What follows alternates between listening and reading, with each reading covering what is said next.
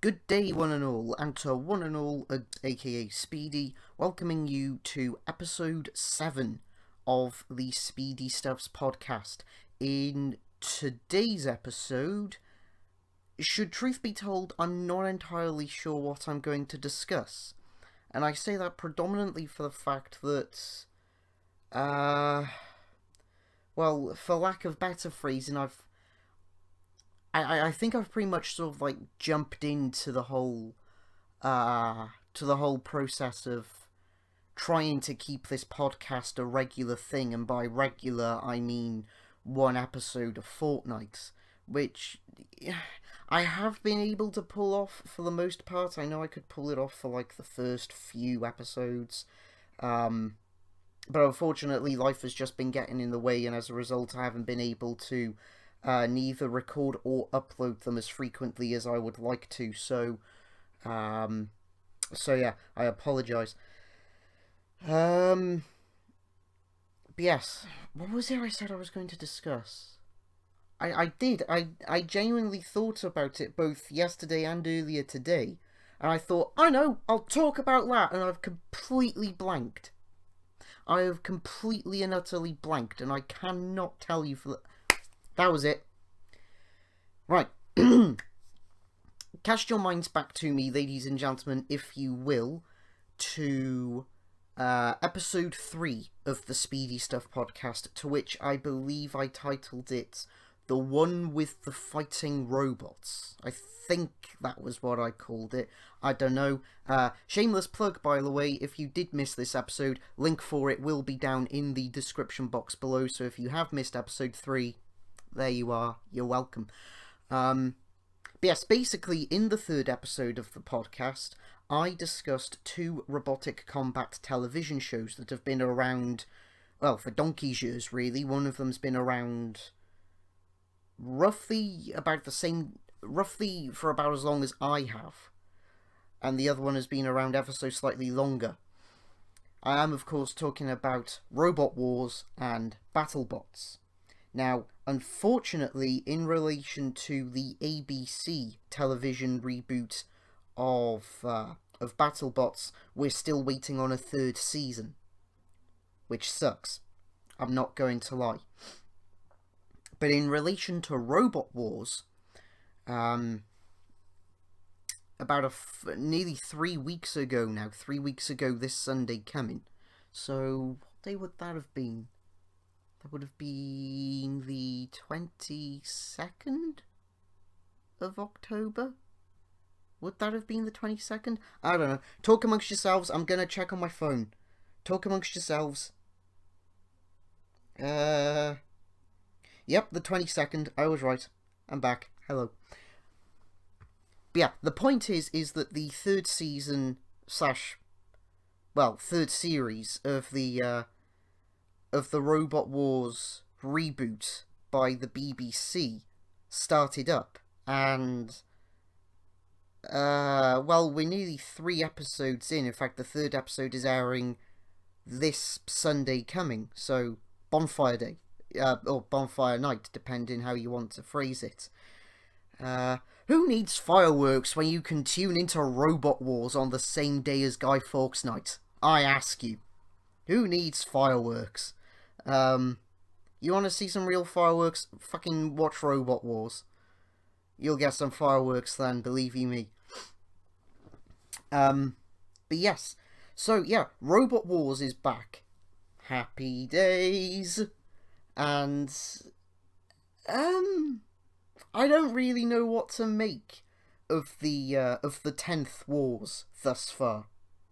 I honestly don't know what to make of the 10th series of Robot Wars. It seems to be an okay series thus far. Please do bear in mind, though, that at the time of recording this episode, we are only 2 episodes in to the 3rd series of the BBC reboot. First episode, I'll run you through what happened from what I can recall of the first 2 episodes. First episode, Behemoth came back. Very, very impressive machine is Behemoth. If you've watched Robot Wars back when both Jeremy Clarkson and Craig Charles used to present Robot Wars, then you'll have seen Behemoth in action, and Behemoth, or Behemoth, depending how you wish to pronounce it, they're both spelt the same way, is just a simply incredible machine to watch. It really honestly is. It's actually genuinely... It's impressive, but at the same time completely terrifying, if that makes any sense at all. There's a sense of terror and simultaneously a sense of pleasure from watching Behemoth go out into the arena and just beat the living snot out of its opponents. We had a group of 5, I think it was, a group of 5 cluster bots as well, which was, I will admit, actually, from what we saw of them, they were effective-ish. There was one robot in particular out of the cluster bots, I can't remember what it was called, and it had a bar spinner, let me think, a horizontal bar spinner. And bear in mind, this thing was tiny. This thing was about the size of a shoebox, if I had to imagine. But it completely defaced a robot, which, somewhat fittingly, was supposed to be a parody to Donald Trump.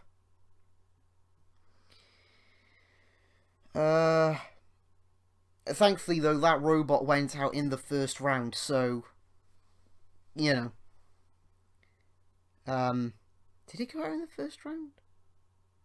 I don't know. Can't remember now. Jim! Jim! Jim, did it go out in the first round? What do you mean you don't remember? And you're bloody useless. Sorry, he's still mute. God bless him. But yeah.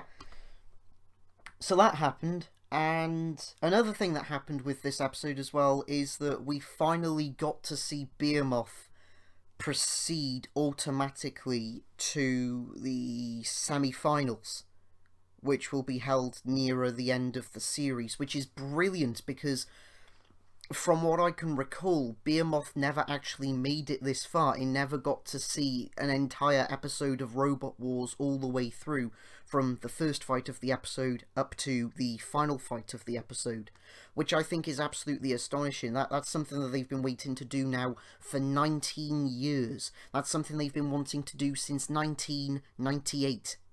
I was 2 back in 1998. God. What do you mean, do I feel old yet, Jim? Oh, piss off. But yeah. And it was brilliant. It really honestly was. It was absolutely brilliant to watch. They were completely brilliant fights. Yeah,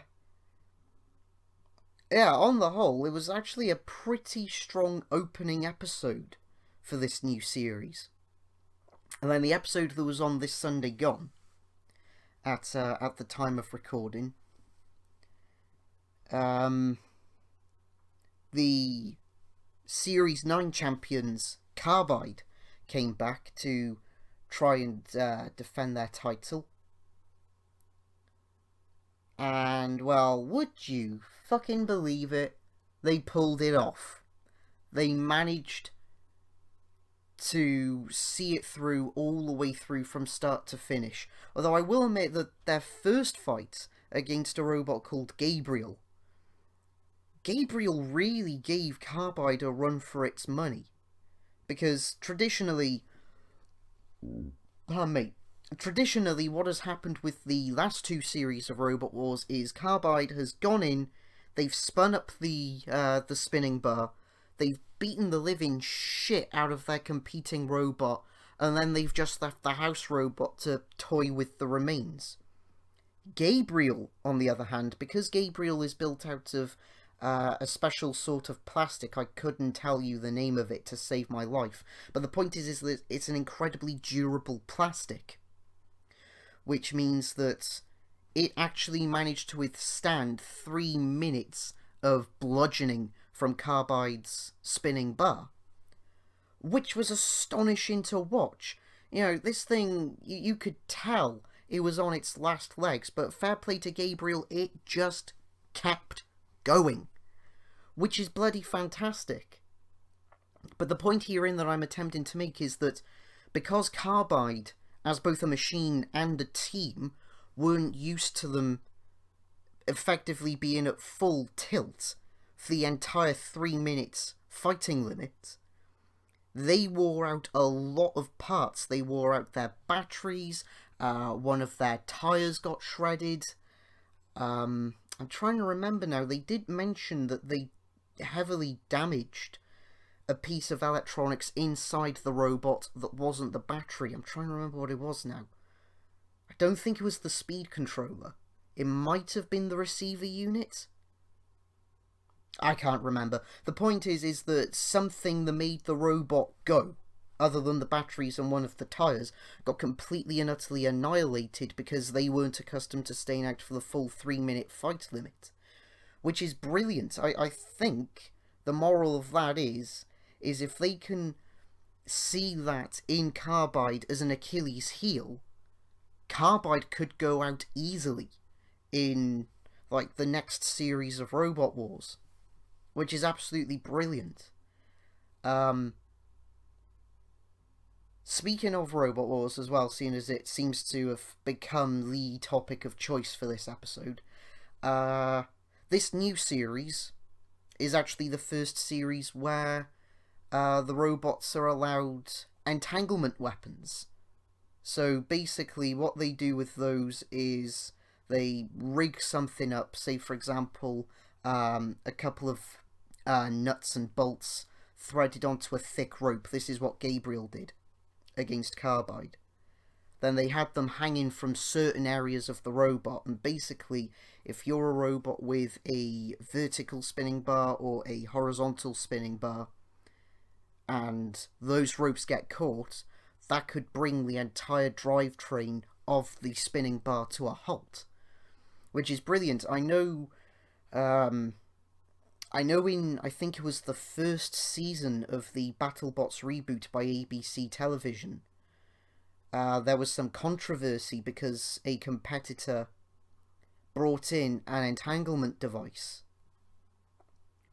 and they weren't aware that they couldn't do that, simply for the fact, and to be fair, it was an understandable argument, simply for the fact that the rules of what weaponry you could and couldn't have, it didn't list entanglement weapons under the no-go weapons section, so to speak.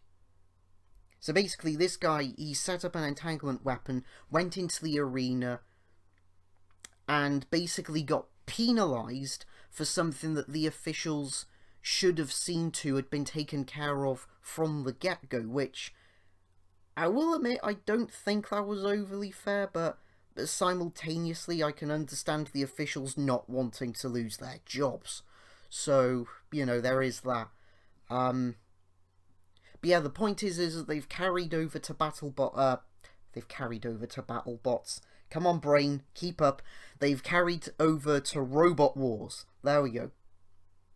And honestly, seeing this entanglement device that Gabriel had working against Carbide, and I think there was also an entanglement weapon that went up against a robot called Aftershock as well.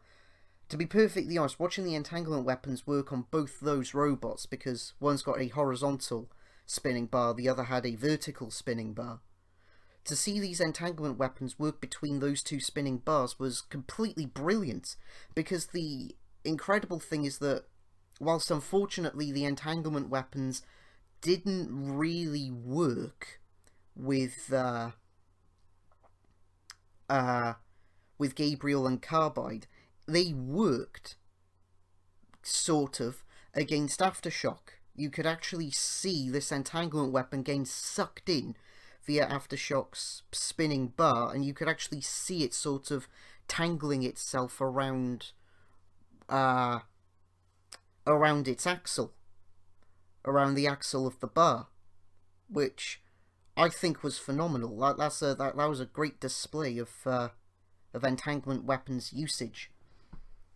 I will say this, though, I will admit, I don't know if we're going to start seeing this in, like, later episodes of the current series of Robot Wars, or if we're ever going to see it at all, to be perfectly honest, but I could have sworn that I read somewhere that one of the new rules that they were bringing into this year's series of Robot Wars, so the series that's airing at the time of recording this, I'm sure I read somewhere that the officials for Robot Wars were now allowing the competitor robots to be built with flamethrowers. Because, I mean, you know, they use flamethrowers all the fucking time on BattleBots. If you've watched an episode of the more recent BattleBots, then you'll see that a fair few robots have got flamethrowers on them. But again, I thought they were supposed to be bringing flamethrowers into Robot Wars. Whether or not we'll see them in this series, totally different story. I couldn't tell you even if I wanted to. But yeah, it would be cool though if we did see entanglement weapons come into it. Flamethrowers coming into Robot Wars, because I can remember as well when I first read that, I know I read it. I couldn't tell you where I read it, but I know for a fact that I did read what I read at the time, because I thought, immediately after reading it, I thought, maybe that's a hint that they're going to bring Sergeant Bash back. Now, for those of you who aren't aware, I know it's a bit late for me to explain, but fuck it. Sergeant Bash was one of the 4 original House robots way back when Jeremy Clarkson presented the first series of Robot Wars. The other original House robots from series 1 included Matilda, Shunt, and Dead Metal. So Killalot was introduced in the second series of Robot Wars, which was in turn the first series of Robot Wars that saw Craig Charles presenting it.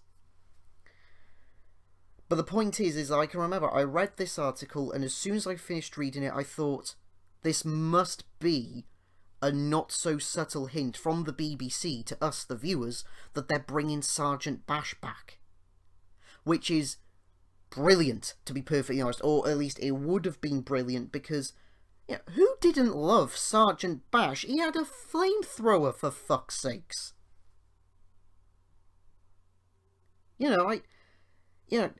I mentioned this as well in episode 3 of the podcast. Robot Wars was an incredibly huge and an incredibly popular television show that was on TV back when I was in primary school.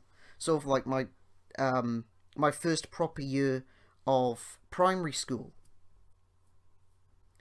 Because, basically, in my year, in my class in particular, if you didn't watch Robot Wars, you were a nobody. I watched Robot Wars, which meant I was a somebody. But if ever I asked another class member, who is your favourite house robot, they would say either Dead Metal, Sir Killalot, or Sergeant Bash. For whatever reason, Shunt and Matilda just got completely ignored, which sucks because, ironically, Shunt and Matilda were 2 of my favourite house robots. So, yeah, I have no idea what all the hate was towards Shunt and Matilda. Shunt and Matilda were fucking badass back in the original show. Who are we kidding? In fact, should truth be told, they still are to a degree, so that's cool. But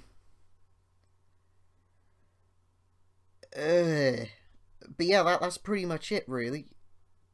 I do hopefully bring Sergeant Bash back. Maybe not as a surprise for this series of Robot Wars, but maybe for next year's series, because it is pretty obvious by now that surely there's going to be a 4th series of the BBC reboot of Robot Wars. You know, they've had 3 series as of the time of recording this episode of the podcast.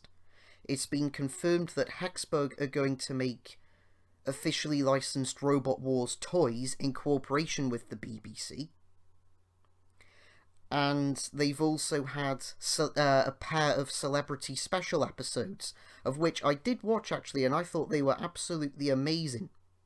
Although, to be fair, if we were talking robots that are returning from the original Robot Wars, BBC, invite Dietor back. Can you imagine Dietor catching fire in the new Robot Wars arena? It would be the highlight of the series. Not just the highlight of the fight or the highlight of the episode. No, it would be the highlight of the entire series. Although, to be fair, I guess seeing Hypnodisc back either wouldn't do much harm. In fact, actually, that's what they should do. That's what they should do at some point. They should just have a big sort of like reunion rumble where they invite robots from the original Robot Wars to duke it out in the new arena. Oh my god, I want that as the next series of Robot Wars now that I've said that. That sounds fucking amazing. Who knows? If that did happen, maybe we'd actually get to see Razor and Hypnodisc butt heads. BBC, if you're listening, make that happen. We need to see that fight. We need to see either Hypnodisc kicking the snot out of Razor, or Razor just completely crushing the living daylights out of Hypnodisc. Either way, we need to see them fight one another. Please! That would be amazing, and it would make the dreams of every schoolboy who grew up watching Robot Wars come true. Because that was the one fight we all dreamed of seeing, let's be honest. We all dreamed of seeing Hypnodisc going up against Razor. Why didn't it happen in the original? Ah, dear. Anyways, I am going to leave it here, folks. Once again, thank you all very, very much for watching / listening to the entirety of this edition of the Speedy Stuff Podcast. As I say in the description of every episode of the podcast, we here at Mach 5 Productions apologise for wasting your time. And that pretty much does it for this fortnight. Tune in about a fortnight's time-ish, where I will be discussing... I don't know what. I honestly don't know. I couldn't tell you what I'm going to be discussing in episode 8 of the podcast. I do know, however, what it is that I'm going to be discussing for episode 10 of the podcast. Episode 10 of the podcast is going to be a bit of a surprise. It's going to be a bit of a surprise. And in fact, actually, now that I think about it, maybe I could get away with turning episodes 8 and 9 of the podcast into a sort of compilation audiobook, where I go back and read some volumes of a certain book series written by a certain clergyman back in the mid-40s for his 3-year-old measles-ridden son, that later got adapted into a television show featuring a small blue star-billing bigot. Maybe. And on top of that as well, it will drop a not-so-subtle hint as to what I'm looking to discuss in episode 10 of the podcast. Or rather, sort of discuss. So yeah, that's pretty much it for this edition of the podcast. Thank you all very, very much for listening. Once again, we here at Mach 5 Productions apologise for wasting your time. And that's pretty much it. So until episode 8, see you soon. Actually, hang on. Before I do go, there is one more thing that I would like to say. To everyone who's been leaving comments on the podcast episodes that have been trying to help me get a position with Royal Mail once again for this year's Christmas positions season thing. I butchered that, didn't I? Look, herein lies the point that I'm attempting to make. I appreciate the fact that you are supporting me. I really honestly do. The support does go a long way. But for the minute, I hope you don't take this the wrong way. You know who you are, and again, thank you for your support. But I don't overly need the links to the application page anymore, because I have actually sat an interview with Royal Mail, and I have a position with them once again for the Christmas season. I've worked out that it'll end sort of round about the 22nd, 23rd of December. So yeah, that's pretty much it. Once again, to those of you who have been sending me the links to the application pages, thank you. I appreciate the support.